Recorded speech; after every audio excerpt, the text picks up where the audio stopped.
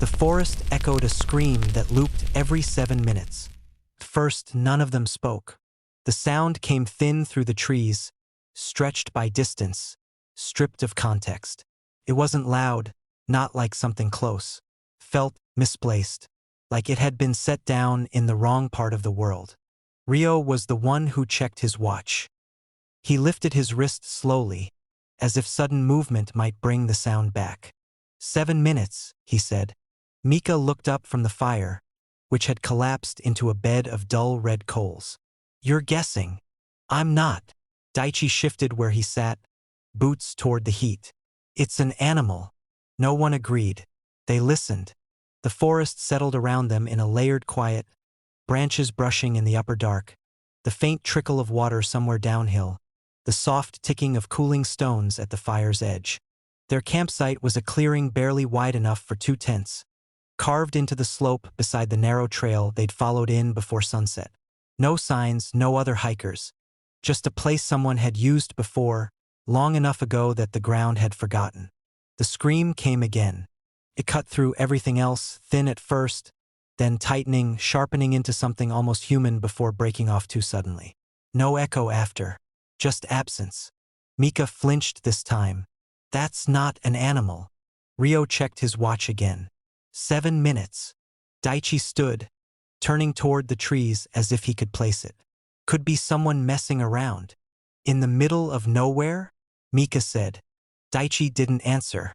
The fire sank lower. Rio leaned forward and nudged a piece of half-burned wood deeper into the coals. It didn't catch. The light they had left felt shallow, barely reaching the edges of the clearing. Beyond it, the forest pressed close. Trunks rising like columns, branches woven tight enough to block the sky. They waited. This time, Rio counted under his breath. Not numbers, exactly. Just time, measured in the slow drift of seconds, in the cooling air settling against their skin. At 6 minutes, the wind stopped. It didn't taper off. It ended. The upper branches, which had been shifting faintly, held still mid-motion, as if fixed in place. At 7, the scream came again. Closer. Not by much, but enough that the shape of it changed. The edges were clearer now, less blurred by distance. There was a hitch in it like breath catching halfway through. Mika stood. Okay, that's someone's hurt. Rio shook his head. Listen to it. I am listening. No, he said quietly. Listen. They waited through the silence after it faded. The forest didn't fill back in the way it had before. The small sounds, the insects, the faint movement in the undergrowth didn't return right away. It was like the scream had taken something with it. Daichi rubbed his arms. We should call someone. There's no signal, Mika said. Then we go check. Rio looked at the trail, a darker line cutting into darker trees. We don't know where it's coming from. Then we follow it. And if it's not normal? Daichi let out a short breath. What does that even mean? No one answered. They didn't move. At 5 minutes, the cold deepened. It slipped under their jackets, settled into their hands. Mika crouched by the fire, trying again to coax it back. A small flame caught, flickered, then died. At 6, something shifted at the edge of the clearing. Not movement exactly, more like a change in the angle of things. Branches that had been pointing one way now leaned another, as if they'd adjusted themselves in the space between noticing and looking. Mika straightened slowly. Did you see that? Rio didn't take his eyes off the trees. Yeah. Daichi stepped closer to the fire. Wind. There's no wind, Mika said. 7 minutes, the scream came again. Closer. This time it carried a texture they hadn't heard before. Something beneath it, almost like a second voice folding into the first. The sound lasted longer, stretching at the end as if it didn't want to stop. Mika's hands trembled. That's a person. Rio's jaw tightened. It's the same scream. No, she said. It's getting closer. He shook his head, but not convincingly. They began to time it more precisely. Rio used the stopwatch on his watch. 6 minutes, 59 seconds. 7 minutes, exactly. Each cycle, the forest altered in small ways. The spaces between the trees narrowed or seemed to. The darkness thickened, pressing in closer to the firelight. The trickle of water shifted direction, as if the slope had changed. Once, Mika was certain she saw something standing just beyond the reach of the light, only to realize it was a tree she didn't remember being there. And always, at 6 minutes, the world held its breath. At 7, the scream. Closer. Clearer. Wrong. By the 4th time, Daichi had stopped suggesting explanations. He stood with his back to the fire, facing outward, turning slowly as if he could catch the sound before it arrived. "Listen to the end," Ryo said. They did. There was a shape to it now. A rise and fall that felt familiar in a way that made Mika's chest tighten. The final note didn't cut off cleanly anymore. It fractured, breaking into something that almost sounded like a word. "What is that?" she whispered. Ryo didn't answer. At the next cycle, he spoke just before it came. "Don't react," he said. "Just listen." The forest went still. The scream tore through the clearing. It wasn't distant anymore. It felt like it passed through them, like the air itself had carried it directly across their skin.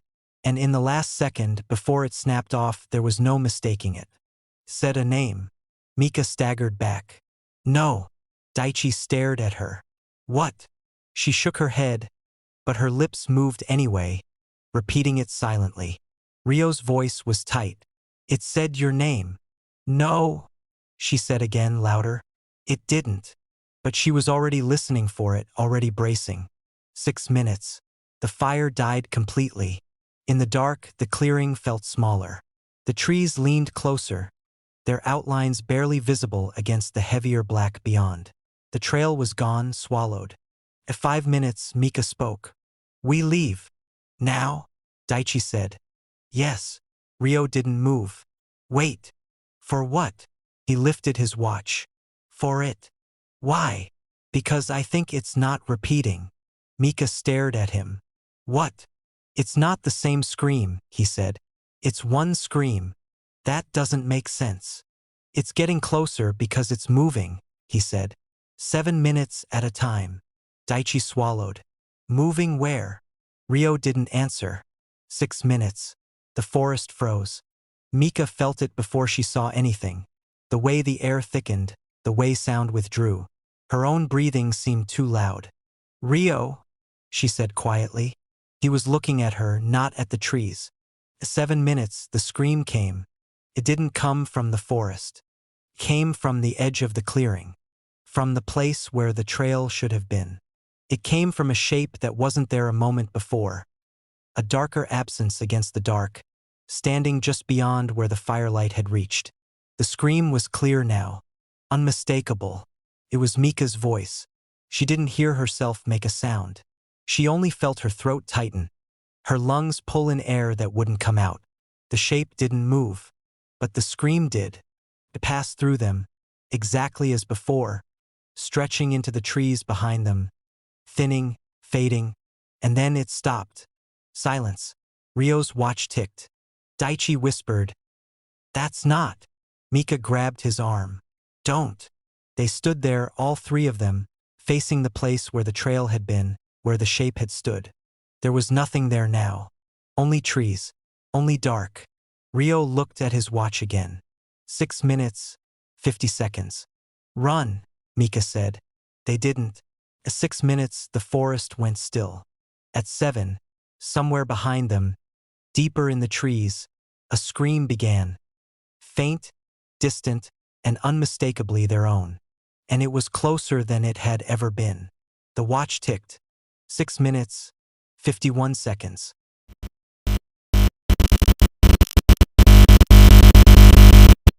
Their sleeping bags were filled with leaves that hadn't fallen yet. Arjun said it first, barely above a whisper, like speaking louder might make it worse. Kenji didn't respond. He was already crouched at the mouth of the tent, fingers resting on the zipper, eyes fixed on the shape inside where his sleeping bag should have been. Lena stood a step behind him, arms folded tight against the cold, watching without moving. "Don't touch it," she said. Kenji pulled the zipper anyway. The sound dragged through the silence, slow and dry, When the flap fell open, the dim firelight slipped inside and caught on something that shouldn't have been there. Leaves. Not scattered.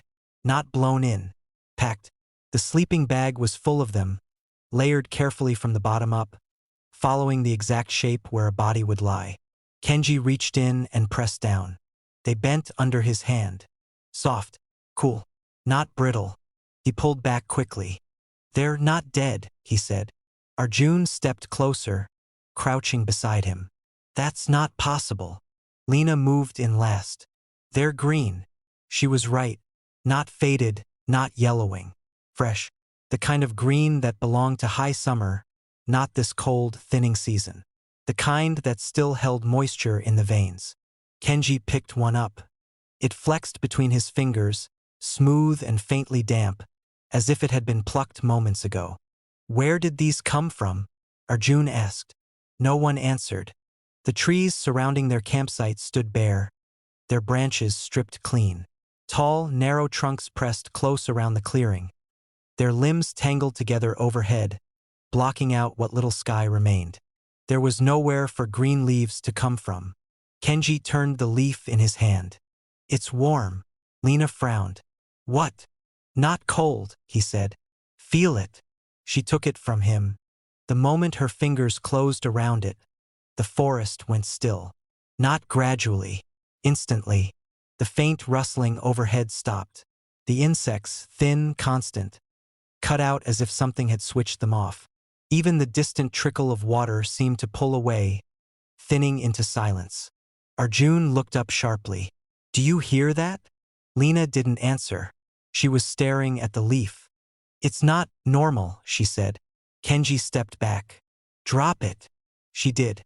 The second it left her hand, the forest breathed again. Wind slipped through the branches. Something shifted in the undergrowth. The distant water returned, soft and steady. All three of them stood there, listening.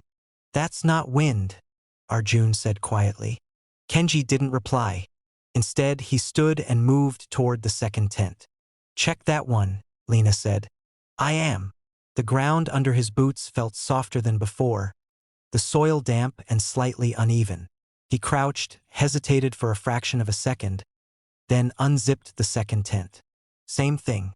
Leaves filled the sleeping bag completely, packed tighter than before, as if pressed into place. Arjun swore under his breath. "No, they weren't like this," Lena said. "They couldn't have been," Kenji replied. Arjun stepped forward this time, kneeling beside him. "Maybe something dragged them in."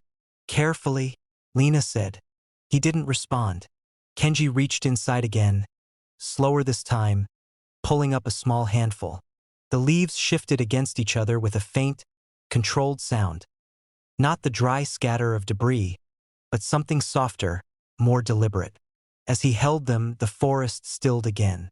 Faster this time, like it recognized the motion. Kenji froze. The leaves in his hand curled slightly inward. Not from drying. From movement. Arjun leaned closer. "Did you see that?" Kenji nodded once. "Yeah."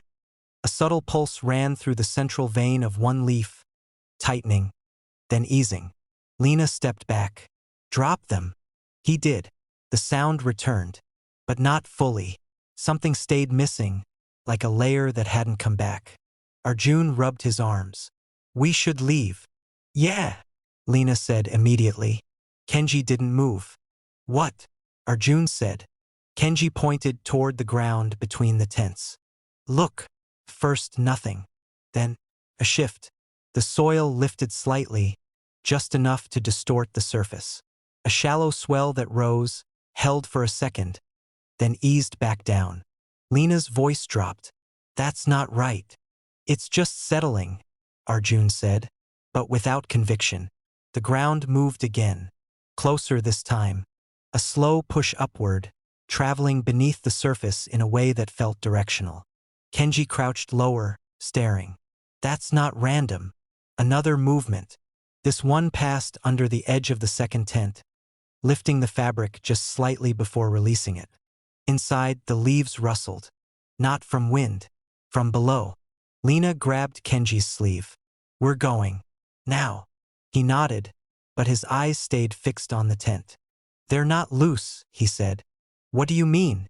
Arjun asked. They're arranged, Kenji said. Like they're still connected. To what? Lena said. Kenji swallowed. Not above. The implication settled in the space between them. Below. The ground shifted again, longer this time, the movement traveling in a slow line from one side of the clearing to the other. The leaves inside both tents responded. A soft, synchronized rustle. Arjun stepped back. No, we're done. We're leaving. He turned toward the narrow trail, barely visible in the dim light beyond the dying fire. Now, he said. This time Kenji didn't hesitate. They moved, quick at first, then faster, boots slipping slightly on damp soil as they pushed into the trees. The clearing disappeared behind them almost immediately, swallowed by the forest. No one spoke. The air felt thicker here, heavier, as if the silence had weight. For a few seconds there was nothing. Then, faint rustling. Behind them, Lena glanced back. Do you hear that? Kenji nodded. Yeah. It didn't fade. Didn't grow louder. It stayed at the same distance, steady and low. Arjun slowed. That's not normal. They stopped. The sound didn't. Continued, soft and constant. Then, another rustle. Ahead of them, Lena's breath caught. No. They turned slowly. The trail stretched forward, dark and narrow, branches closing in on either side. The ground in front of them lifted slightly. A shallow swell beneath the soil. Then another just beyond it. Pattern. Moving. Toward them. Kenji stepped back. It's following. No, Arjun said quietly. It's already here. The rustling layered in on itself now, not just ahead or behind, but around them, above, below, inside the forest floor. Lena looked down. The ground at her feet shifted. A small rise pressed upward beneath the thin layer of fallen leaves, distorting the surface for a second before settling. Then again, longer this time, as if something beneath was spreading. She didn't move. None of them did. The sound settled into a rhythm. Slow, deliberate, unbroken. Kenji whispered, "Don't step." Arjun's voice was tight. "We don't have a choice." The soil lifted again, closer, the shape beneath it branching outward in faint, subtle lines that pressed against the surface before easing back. Lena's eyes stayed fixed on it. For a second, just a second, she thought she saw the outline of something reaching. Not upward, outward. The rustling deepened. Not louder, just fuller, like more of it had joined. They stood there, caught between movement and stillness, the forest closing in around them, the ground quietly shifting beneath their feet. And the sound didn't stop. It only waited, just before it began again.